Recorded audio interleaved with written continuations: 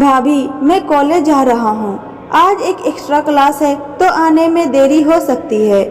आनंद अपनी भाभी रोमा को कहकर कॉलेज चला गया। आनंद का बड़ा भाई वीरेंद्र एक सरकारी मुलाजिम थे।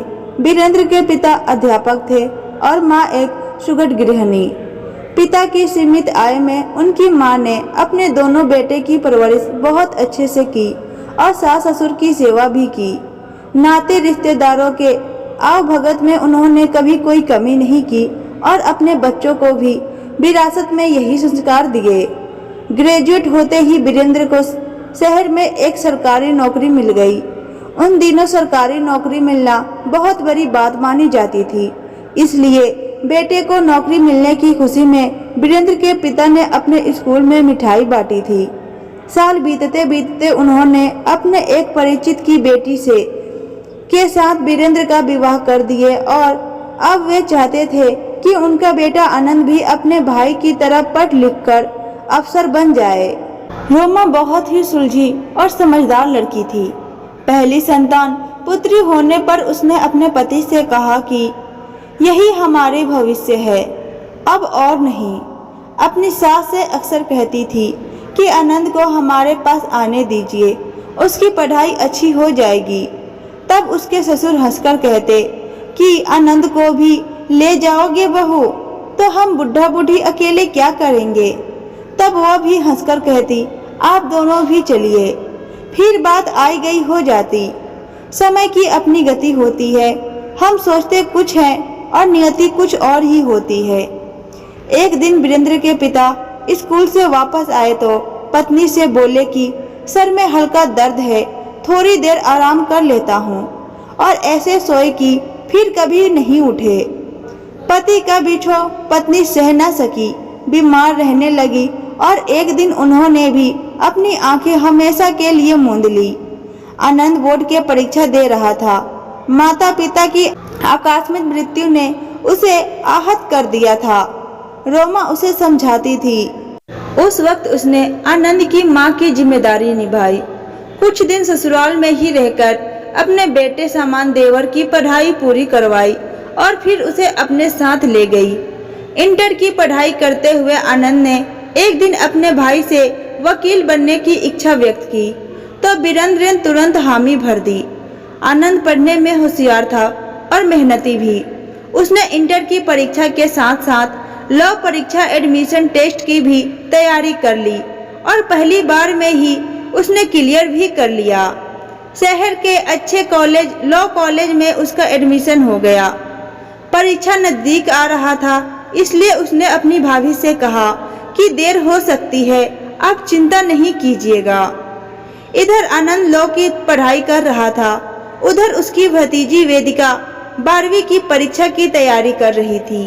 चाचा भतीजी में नोक-झोंक तो बहुत होती, लेकिन प्यार भी दोनों में बहुत था।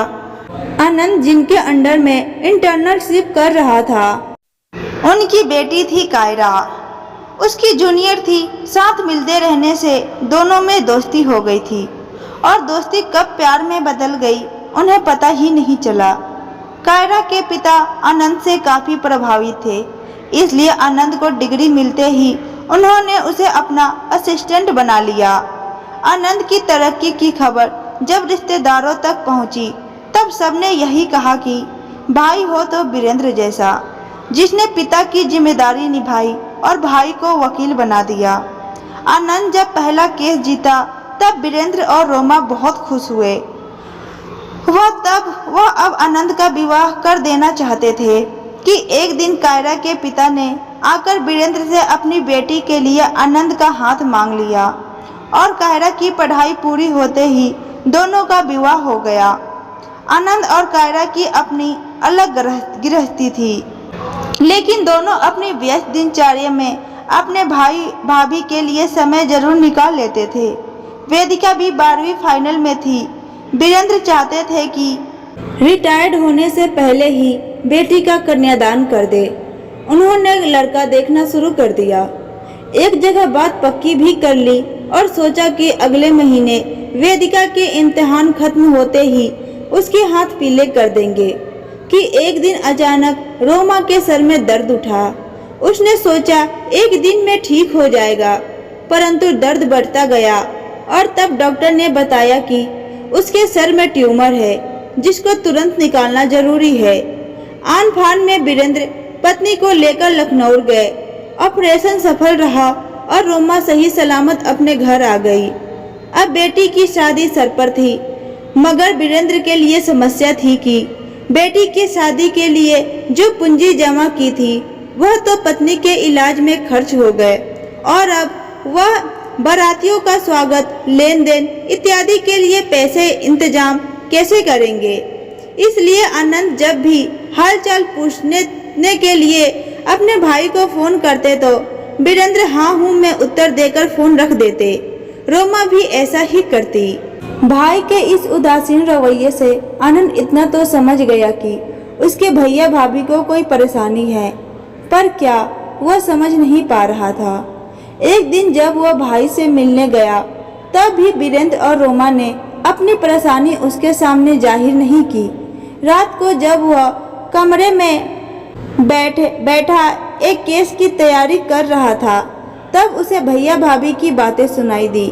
रोमा कह रही थी, सुनिए जी, इस तरह चिंता करने से क्या होगा, आनंद आया हुआ है, आप उसे सारी बात बता क्यों नहीं देते। क्या बता दूं? यही कि आनंद की पढ़ाई तक तो हम कुछ बचत कर नहीं पाए, कुछ लोन भी लेना पड़ा, जिसे चुकाने के बाद जो थोड़ी बचत की थी आपने वह भी मेरी बीमारी में खर्च हो गए। अब वह अगर वेदिका की शादी में हमारी थोड़ी मदद कर दे तो। कैसी बातें कर रही हो तुम?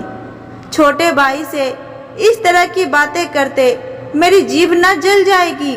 वह क्या सोचेगा? और नायरा यही सोचेगी ना कि हम आनंद की पढ़ाई का खर्चा मांग रहे हैं। नहीं रोमा, और तुम भी उससे कुछ ना कहना, मैं कुछ ना कुछ कर लूँगा। दोनों की बातें चल रही थी लेकिन आनंद और कुछ सुन न सका। उसका देवता तुल्य भाई अकेले सब कष्ट झेल रहा है और वह लानत है उसे। उसकी आंखों से अश्रुधारा बह निकली। अगले दिन जब रोमा ने उसे नाश्ते के लिए बुलाया तो वह मुंह फुलाकर बैठ गया। वेदिका ने उसे छेड़ा कि चाचा चाची की याद तो नहीं आ रही, तो वह फूट फूट कर रोने लगा।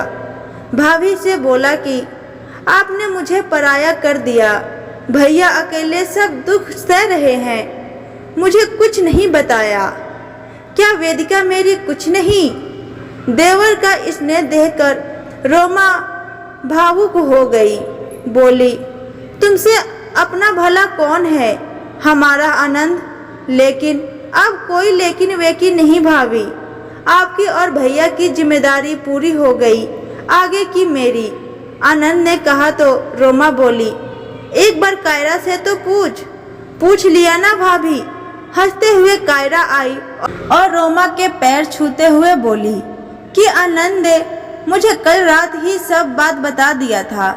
भाभी, वेदिका हमारी भी बेटी है, देखना उसकी शादी हम इतनी धूमधाम से करेंगे कि लोग देखते रह जाएंगे।